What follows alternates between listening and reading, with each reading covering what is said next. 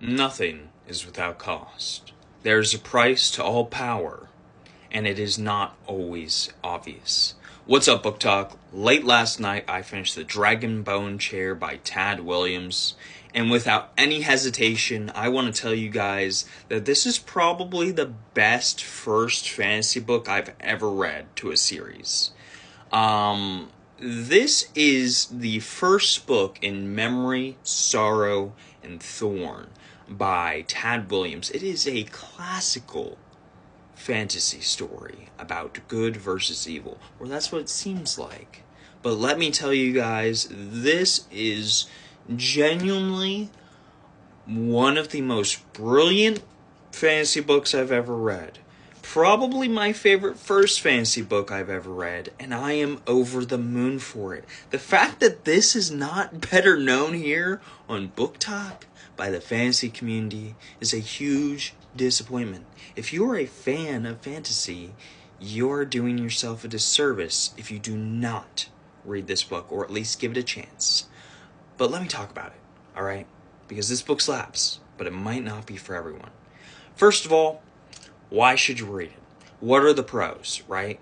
Well, let me just tell you guys that the pros in this book, if you are someone who just likes a good wordsmith, if you are someone who appreciates a talented writer who's really in their element and knows how to convey what they're trying to write, Tad Willams is probably the best I've ever seen. I mean, this dude is, he is the GOAT.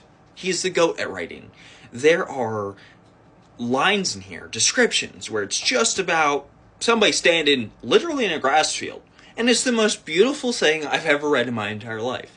It is genuinely mind-blowing how descriptive this man is, and how he just likes to flex with his use of the English language. I mean, it is stunning. Stunning. I will also say that if you like world building, if you like knowing things, if you like lore drops that are almost Lord of the Rings level about the world you're currently existing in, this is it. This is the book for you, because the world building and the lore drops are absolutely insane. You get them every once in a while, and they go on for a while. And I know some people might consider it info dumping, but for me, in my nerd brain, I love it. I want more of it. So I was all about it for that. The world building is great. I also just, I will admit, straight up, there's not a lot of action in this book. This is a world building, seeing characters go through a journey kind of story. It is very much Fellowship of the Ring, them going from one place to another, and not a whole lot happening in between. This is very much like the eye of the world of this franchise. You know what I mean? Except it has less action. It has way less action than Eye of the World. This is a lot about character progression and getting a feel for the world and learning to understand the political intrigue and the history and why these things are even happening in this book. But when the action does happen, and it does, especially towards the end, holy crap, Tad Willams can write action. I mean, it is, you'd think, because this is like classical fantasy in a sense, that it would be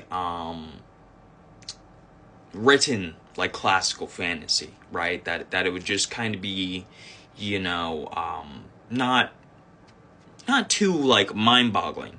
But Tad Willams, he gets pretty dark. He gets pretty descriptive, you know. It's not like Malazan descriptive or like George R.R. Martin descriptive, but I would say it's at least Wheel of Time descriptive. I mean, there was a chapter here or there where I was like, oh, that's actually really dark. Holy crap, I didn't expect that. But it was awesome. So I'd say if you like action, this might be a selling point, that towards the end, if you can make it there is action. There's action before that, but towards the end, I think, is the best display of the action. If you like watching characters progress, especially a young teenage boy, go figure, that's what fantasy is all about. But a young teenage boy slowly but very surely become a man. This is a great book. I think Simon is perhaps one of the most realistic takes on a teenager I've seen from fantasy, because I think a lot of fantasy tends to be like, oh yeah, this like 19-year-old is now the savior of the world, and they're just accepting it. No complaints, no qualms, no issues. They're totally mature now that they've taken up the mantle. Simon isn't like that. He's very much a teenager throughout this entire book, until the end, when he decides to man up, and then you finish the book and you're like, oh, I saw the progress the entire way. I saw him slowly become the man that he's supposed to be. So I think if you like character progress, this is going to be for you. I'll also say that if you just like being in a world, and you just like living in worlds like in Westeros, Middle Earth, the lands of Wheel of Time, I think this is really going to connect with you. If you are someone who enjoys slower paced books that really take their time in the setting up and the plotting and the interactions, I don't think you're going to have a hard time. You know, if you're a fan of classical fantasy, if you're a fan of stuff like J.R.R. Tolkien, if you're a fan, I would say, of like Eye of the World, Wheel of Time, if you're a fan of that kind of stuff, then you're not going to have an issue with this. You know, if you're someone who just wants to literally live and breathe in a fantasy world, then may I recommend you the Dragonbone Chair, because Tad Willams makes you live and breathe it. I will tell you guys, and this is probably the biggest con for a lot of people, wasn't for me, surprisingly enough, even though I normally like faster-paced books, that this is a slow book. I mean, this is a slow burn. It takes several chapters for things to really start going. The first section of this book, until basically the last 2 chapters, is you just living with Simon and some of the other castle folk in the Hayhold, and just going about daily life, and him just describing it to you, and what it's like to be in the Hayhold, and what it's like to just live and breathe in this world, because that you just need to know. You need to put it in your brain that what's going on in the daily life, it matters. It feels like it matters. And then you think in the second section it's going to turn up the action? No. You're going to walk. You're going to walk for a long time, and you're going to have a lot of conversations while walking. It's very much Fellowship of the Ring in that sense of it's taking its sweet time, because it's trying to get you to deeply and seriously care about the world. And if you do not like slow-paced books, if you don't like slow-paced fantasy, I cannot recommend this to you, because it is, in fact, pretty slow-paced. But if you do like slow-paced books, if you like great world building, if you like great action, if you like great characters and dialogue. Oh, by the way, the dialogue, excellent here. I mean, I'm not going to say it's George R.R. Martin level dialogue, but by the end, every piece of dialogue I was just completely enamored with. I mean, it was just crazy good.